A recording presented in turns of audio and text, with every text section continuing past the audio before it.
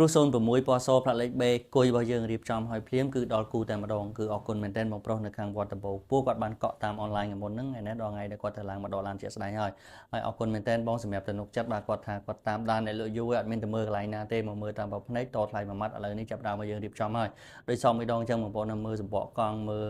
ដៃសដងកង់ស្គរកន្លែងណាដែលខ្វះខាតហ្នឹងគឺយកមកផ្លាស់ប្ដូរជូនគាត់មកស្អាតតែម្ដងអត់ឲ្យបងខកចិត្តទេ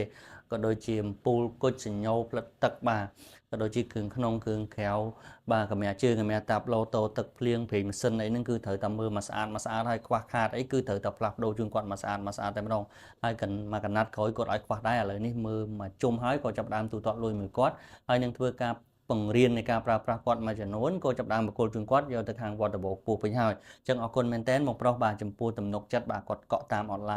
នឡាញអត់មានមើលទេបាទអរគុណមែនតើបាទយកទៅប្រើសុខសប្បាយហេងក្នុងឱកាសប្រជុំបិណ្ឌនេះបងប្អូនចង់បានឡានស្អាតអាចត